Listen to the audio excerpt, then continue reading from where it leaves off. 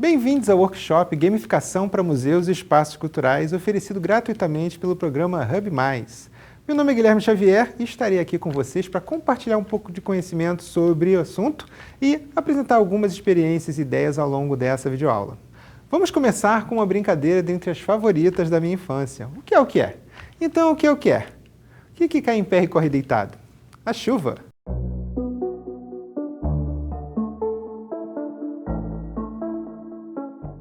E o que é o que é? Quanto mais se tira, mais se tem. O buraco.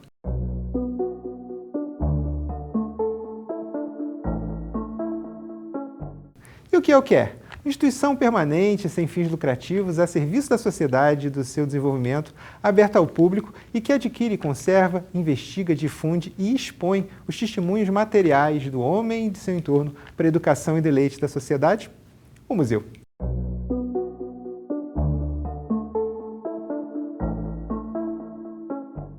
Viu? É fácil. Para solucionar o enigma, só precisamos de pistas. Então, o que é gamificação?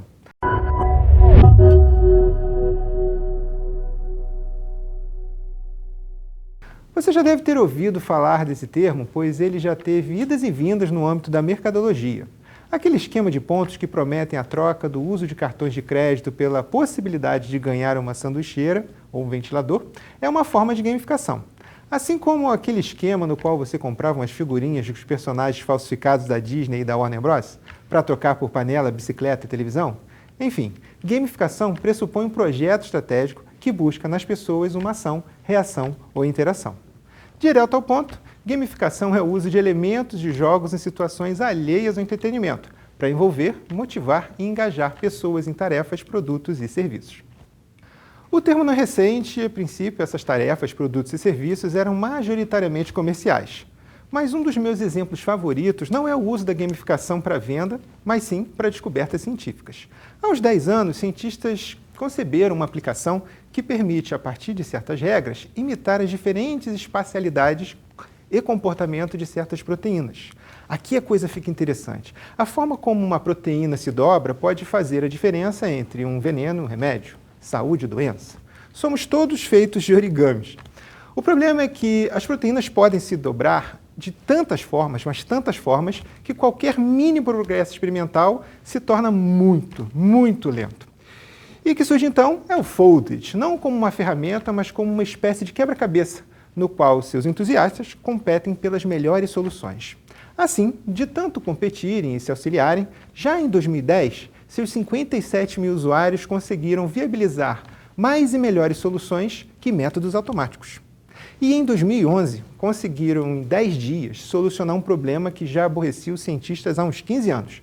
Como decifrar a estrutura cristalizada de uma protease retroviral de um vírus de macaco que faz animais sofrerem com sintomas de uma doença provocando imunodeficiência parecida com a AIDS.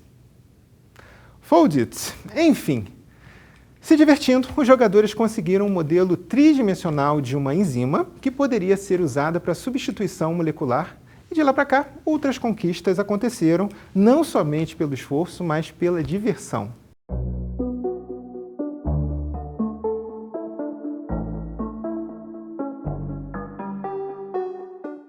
Assim como o Foldit, projetos gamificados contam com o que há de melhor no ser humano, quando diante de problemas. Sua capacidade de reconhecer e interpretar padrões. Tanto quanto temos o que o Alois Riegel chama de vontade de arte, também temos uma vontade de interação. Daí jogos serem tão importantes na organização de nossas sociedades por meio de situações ideais que amortecem a angústia de uma vida imprevisível. Jogos são como miniaturas no qual controle e fantasia são fundamentais. A parte game, de gamification, vem de jogo em inglês. E não iremos nos deter nesse momento porque, bom, mesmo que não haja um consenso definitório do que é um jogo é uma coisa que todo mundo sabe o que é quando vê um, enquanto objeto, enquanto processo. Tem objetivo, tem desafio, tem resultado, tem recompensa e muitos outros detalhes que irão determinar sua comparação com outras atividades lúdicas, em temáticas, regras e experiência, de acordo com as suas narrativas, estéticas, tecnologias e mecânicas. Afinal, jogos existem na cultura desde sempre, pois são jogos que determinaram a cultura. Do Sêneto dos egípcios ao LOLzinho dos brasileiros, passando pelo xadrez dos árabes, chineses e europeus e pelo Pokémon GO e RPG massivo de japoneses e coreanos.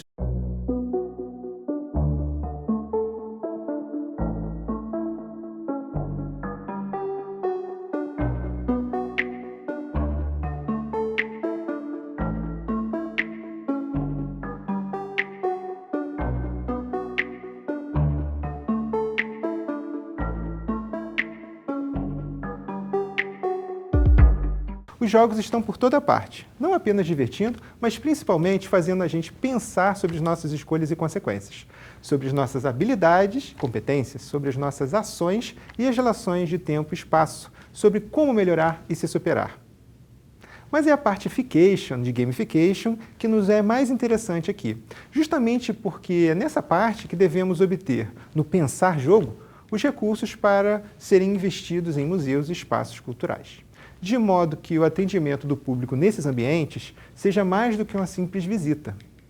Seja uma experiência significativa, memorável e, por que não, épica.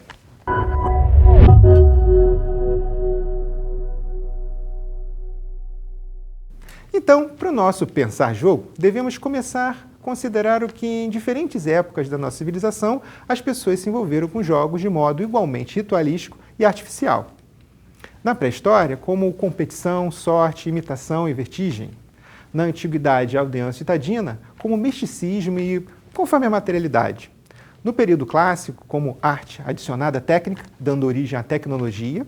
E na Revolução Industrial e após, na contemporaneidade, como resultado de excessos da produção e abertura ao ócio criativo. O que é de comum em todos esses momentos é que jogos são encontros de atendimento entre duas ou mais pessoas, mesmo quando jogados solitariamente na realidade dos jogos digitais. Nesses, os jogadores não estão realmente sozinhos, pois lidam com uma série de problemas impostos pela figura de um projetista anterior, que iremos chamar de game designer. Assim, mesmo quem joga sozinho não está realmente sozinho, mas solucionando um problema que busca mais plural do que o singular, ou seja, um público. Não é difícil pensar jogo, que antecede uma gamificação, mas como um projeto, exige a definição de rigores e métricas. Em se tratando de museus e espaços culturais, espera-se que sejam ambientes organizados tematicamente e nos quais documentos e monumentos são abordados de modo reativo. Muito da apatia de certos públicos em museus e espaços culturais, portanto, não se dá por causa do conteúdo. Afinal, estão ali por algum motivo ou intenção prevista ou justificável, mas sim na forma como esse conteúdo é apresentado, se reativamente, como informação, ou ativamente, como interação. Pense um pouco nisso. Informação convida ao pensamento, interação convida à experiência. Pensamentos nós guardamos, experiência nós compartilhamos.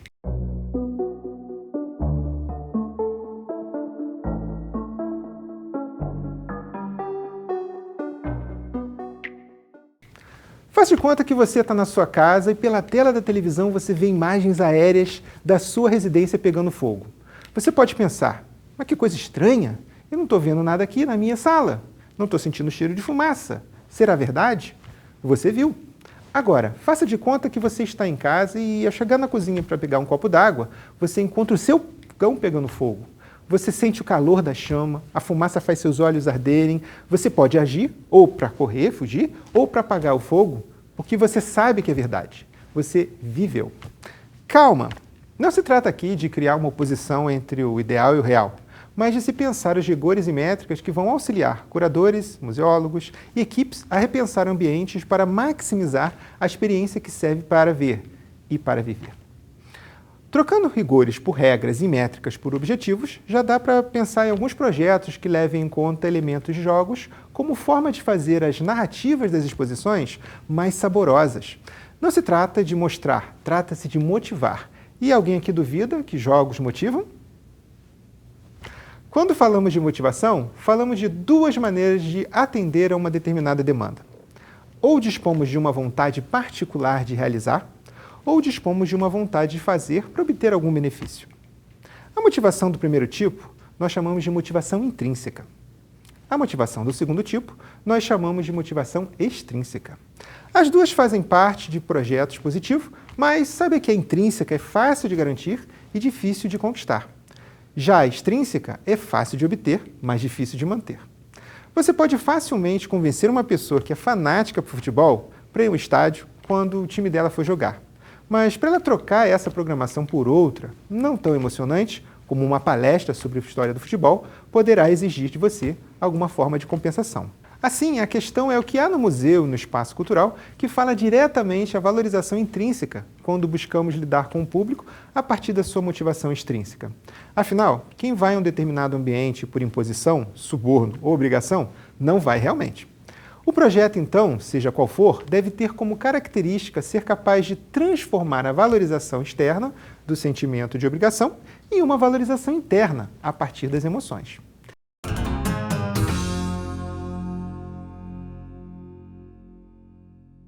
Elementos interativos e interpretativos de jogos são muito importantes aqui, pois lidam diretamente com o emocional, em um processo biológico que todos nós temos já faz alguns milhões de anos. É mais complicado do que o tempo que a gente tem aqui, mas vamos reduzir bastante a esse conceito de dopamina e endorfina. Dopamina para procurar e endorfina para encontrar.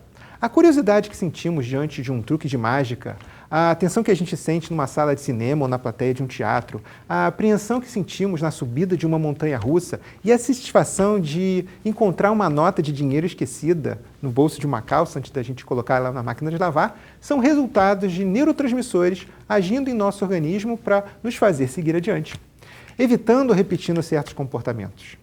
Jogos, de maneira geral, são fantasias controladas que virtualizam situações de resposta emocional para que o cérebro produza as substâncias responsáveis por estados de investigação, vigília, satisfação e relaxamento.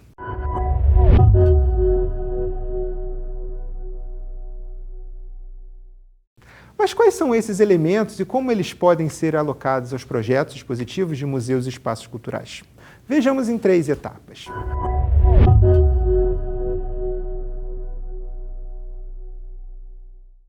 Primeiro, devemos aprender que esses elementos de jogos têm diferentes usos, como peças modulares na construção de uma estrutura, de acordo com os rigores e as métricas previstas pelos projetistas da experiência. Uma exposição, portanto, tem objetivos e resultados que precisam ser determinados. Para o que serve uma exposição é uma primeira resposta. O que será alcançado com o projeto é outra. Quem, quando, onde, como? Pretende-se aumentar o público? Pretende-se aumentar a participação ao longo de um certo período específico? Pretende-se que haja maior quantidade de fotos nas redes sociais? Pretende-se que haja algum grande aprendizado ou mínima mudança comportamental? Listas e diagramas ajudam aqui a organização das ideias, para que sejam identificados os processos capazes de interferir no público de acordo com a sua relação com as atividades previstas. Sem saber quem são as pessoas, é mais difícil estabelecer um diálogo por meio da atividade, seja essa qual for. Steve Levitt resume muito bem o que devemos esperar das pessoas. As pessoas são pessoas e respondem a incentivos.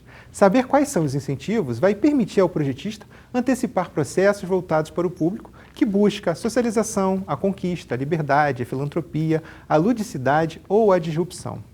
Se considerarmos que, assim como jogos, exposições são sistemas, ou seja, são conjuntos de objetos diferenciados por aspectos cujos relacionamentos ocorrem em um ambiente, os seus elementos devem operar situações de fins e propósitos, mediados por controle e mantidos por fantasia.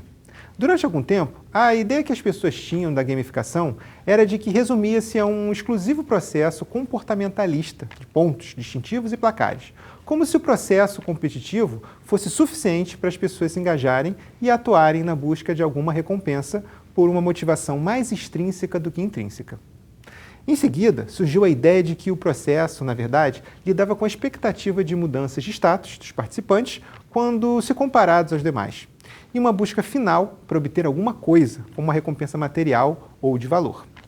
Tais gatilhos ainda fazem parte de alguns exemplos de serviços gamificados, usando PBL, SAPs, mas não devemos esperar que a gamificação consiga fazer alguém realizar algo que já não faria, como nos diz Joe Spolsky, o fundador do site de soluções computacionais Stack Overflow. Gamificação é um aditivo, não um combustível. Se for vista como combustível, tão logo ele acabe, frustra.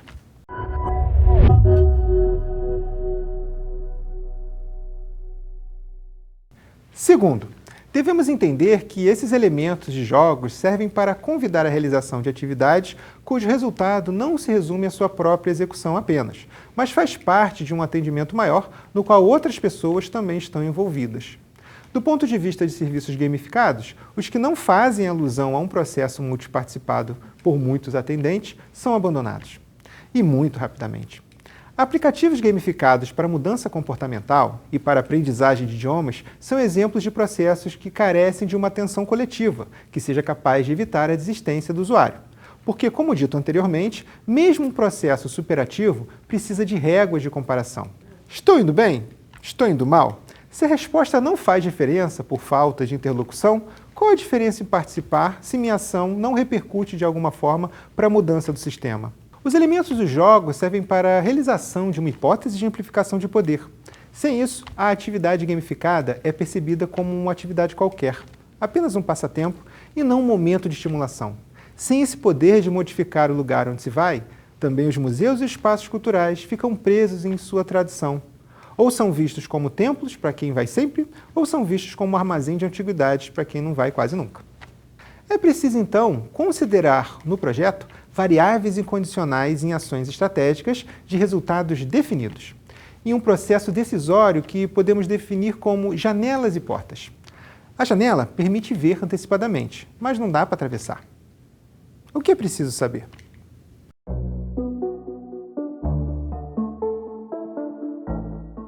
A porta permite atravessar, mas não permite ver antecipadamente. O que é preciso fazer?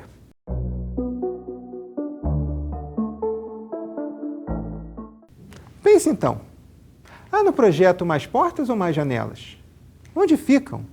O que me entregam? O espaço é um problema e, por isso, é um convite à obtenção de recompensas. Sem qualquer recompensa, achamos que a realização é inócua. Não apenas nós, mas primatas que experimentam algum processo de pagamento pela realização de alguma demanda. O comportamentalismo cai aqui como uma bigorna em muitas das atividades gamificadas, pois nossas ações, além de previsíveis, são facilmente condicionáveis. E sim, tem quem use esse conhecimento para o mal.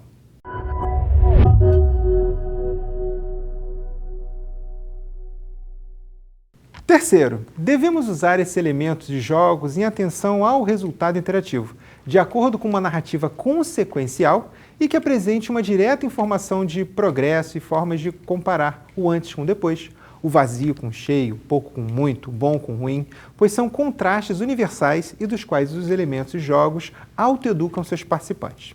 Assim, uma expectativa de uso avaliado, servindo como uma etapa para aproximação fundamental para um convite se transformar em um abraço. Há na internet listas e explicações de diferentes elementos de jogos, que, em conjunto, podem operar como mecânicas e cujas dinâmicas e participação determinam a apreciação estética do processo em sua intensidade.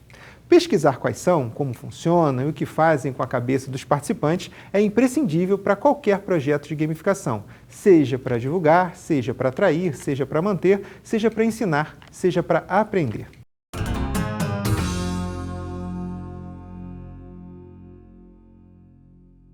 Aqui o destaque para que não haja confusão entre um jogo, um aprendizado baseado em jogo e gamificação, que são três conceitos cuja diferença está além do que têm em comum. A noção de que entretenimento é um excelente conjunto de tijolinhos para a construção do conhecimento e produção de sentido. No jogo, conhecimento é autossuficiente, ou seja, o jogador interessa-se pelo conhecimento do jogo e isso basta. No aprendizado baseado em jogo, seja fazendo um jogo ou jogando um jogo, o conhecimento é aplicável, pois o criador/jogador interessa-se pelo conhecimento do jogo ou aquele conhecimento oriundo de sua realização em outros domínios intelectuais. Na gamificação, o conhecimento é eficiente, ou seja, o interator/projetista interessa-se pelo conhecimento dos resultados da atividade, aplicados em algo além.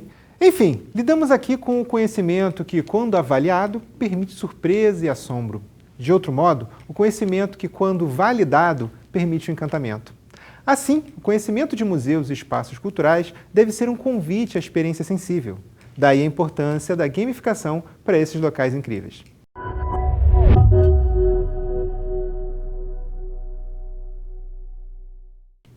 É isso, pessoal. Espero que essa apresentação introdutória possa ajudar vocês a pensar projetos que tenham a gamificação como estratégia motivacional para melhorias, tanto das relações interpessoais, como na apreensão de conteúdos por parte do público visitante, de museus e espaços culturais.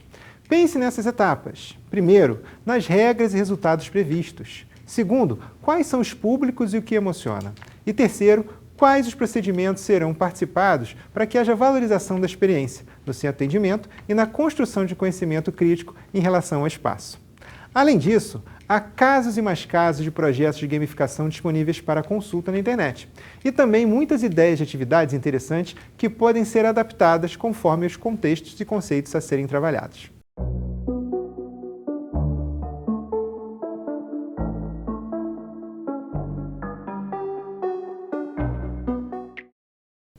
E o que é o que é? Quanto mais pergunta, mais sabe? Você. Até a próxima!